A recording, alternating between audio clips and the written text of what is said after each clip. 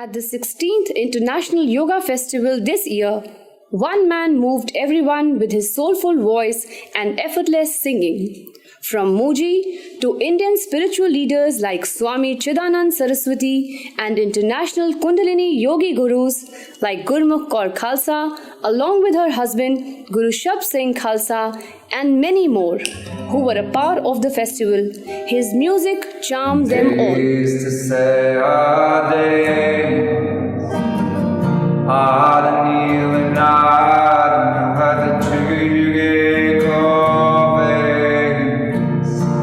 It is his voice that does the magic. He might just look like any other dedicated Khalsa Sikh from the US of A, but the moment he strings his guitar and he hits the notes, you realize how soulful his voice is and how deeply he's connected to not just his music, but the unknown power we all refer to as God. Hello, my name is Gururam Singh from USA. Hi, my name is Simon Anaya. I'm from Mexico. I'm originally from Mexico and now live in Santa Ana, California. Satnam, my name is Shandeep Kaur. I'm from Florida, South Florida, America. Hello there, my name is Ricardo and I'm from Portugal. My spiritual name is Anandar Singh. My name is Chloe. I'm from Minnesota. I met Mr. Gururam Singh about 3 years ago in another yoga festival in USA, and he had just arrived back from India. And when we met, I was very happy to meet another pilgrim that had spent time in India, because I've also spent time in India. And he mentioned that he was a musician, and from the time that I met him until now, which has only been 3 years, I've seen his music growing all over the world. And I love his music myself, and I play it a lot in my teachings when I'm sharing yoga. I first met Gururam at the Summer Solstice Festival in New Mexico. I remember I was in the middle of a deep meditation, laying out, and there was this beautiful voice, just my body was just tingling, just listening to this amazing voice.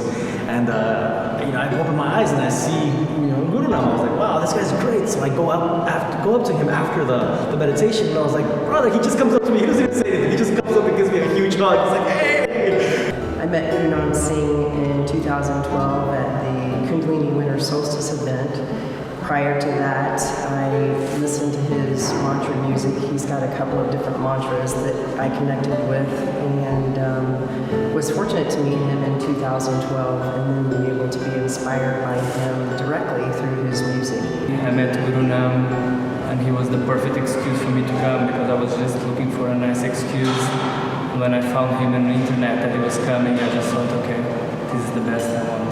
I am so thankful to have met Gururam. He has such a special heart and such a gift with his music that is unbelievable, and the fact that he shares it with so many people and that his energy is contagious. You can't be with Gururam and not be smiling. He is simple at heart and enjoys every moment of learning in this course of life.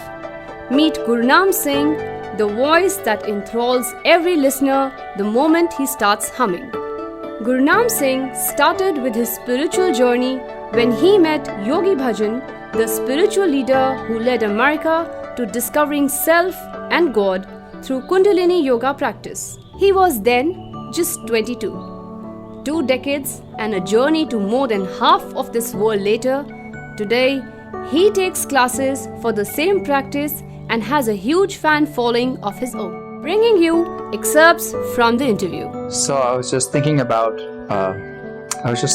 this prayer, this poem that was written by Kabir, and Kabir said, he had so much anger, he had so much frustration, so much passion. Everything was out of control, and his mind was out of control. It was like his house, the house he lived in, was burning down. So he was freaking out.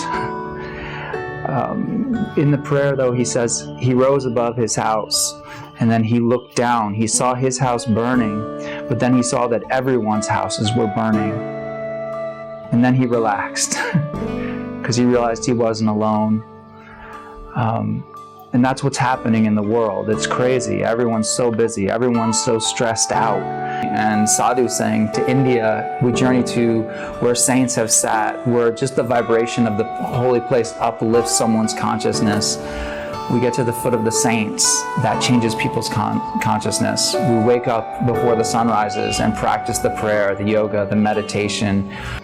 So that's really more what I'm doing, is getting out of the way, let other people have a personal experience that they can carry forward. How would you describe yoga to someone who doesn't know? Yoga means to unite or to have union. So it really is just about one person's relationship with their consciousness, with their soul, uniting. So there's no gap. What happens is there's a big gap between what we made ourselves out to be. Like when we were children and someone did something that upset us, maybe we leave our body and we space out, so we become a space cadet. Maybe we get angry, so we go through life frustrated, and every time there's a problem, we get angry at people. Everyone has a different mask that covers them, that came from their childhood. What we want to do is take the mask down. The mask that we put up then, when that disappears, all that's left is just our innocence from when we were children. The same kind of thing. That's getting back to yoga. Just, it's not about finding something out there like God is separate. It's just about taking away the problems that we've created since either karmas of past lifetimes or this lifetime. See, there's a lot of unrest with people, who are not into any spiritual practice. Yeah. So what would you suggest to people who are in high stress jobs, or maybe not familiar with yoga? A few things. One is to just take a few minutes a day to breathe.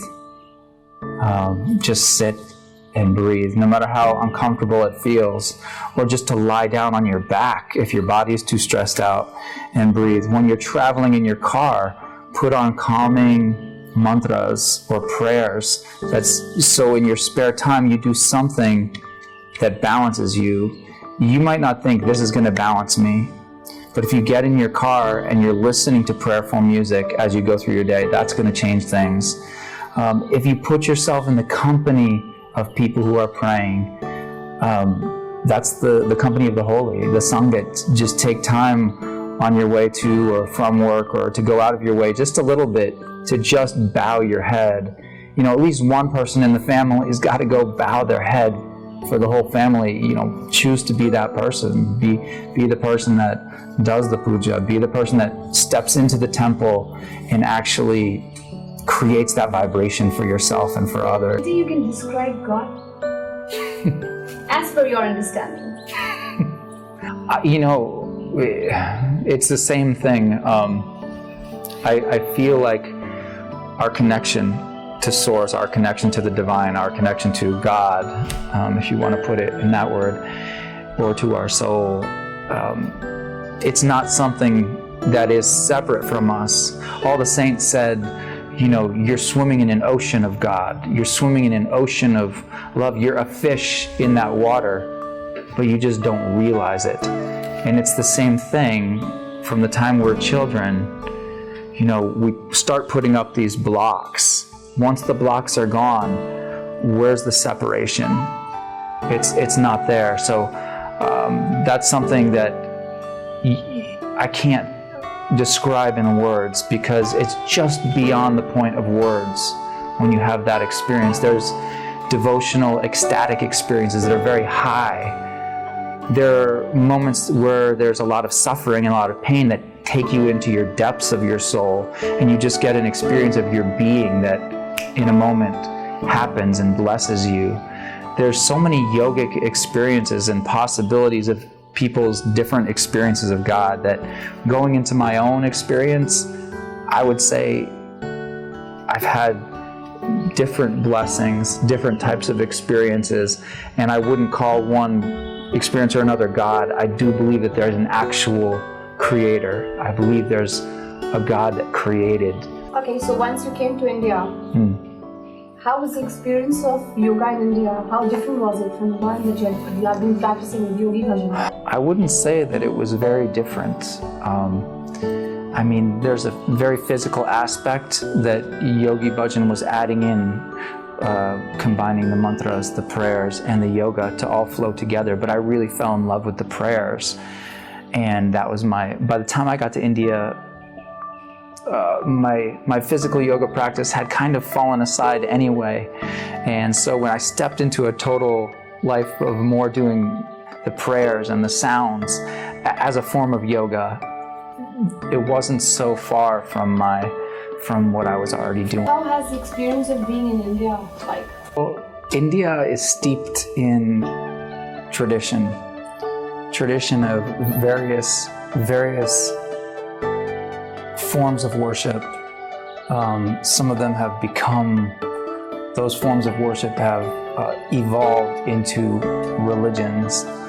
But the base, the devotion, especially through chanting and through music and through sound, that I see here, that's just alive in the air, in the temples and the gurdwaras, especially when I visit Amritsar, it's just cast out, beaming out from the Golden Temple from Harimandir Sahib. And at Hariam Vela, in the village Hariam Vela, where they would have 5 akanpats going at once, everybody sitting whispering the akanpats from different gurus right next to each other.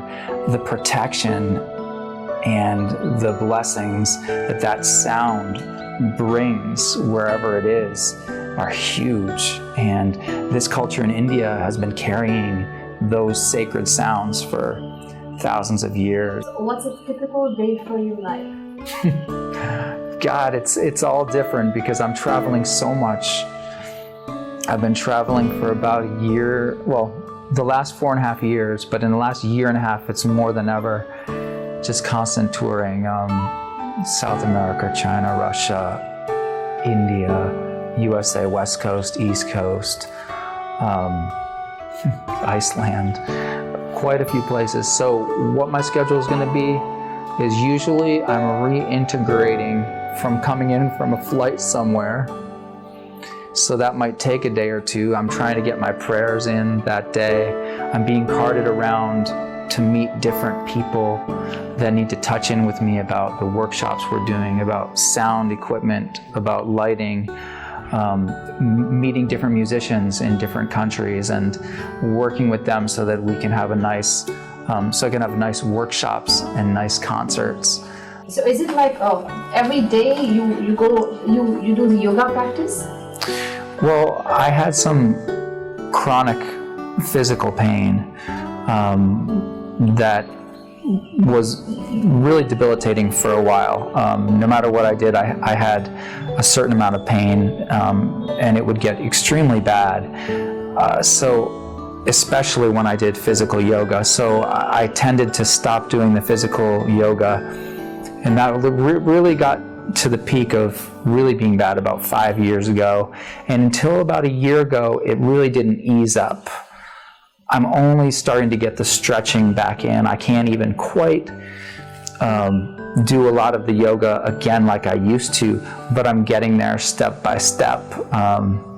Luckily, yoga isn't about just physically being able to get into a different posture, because if it was, circus clowns would be the best yogis.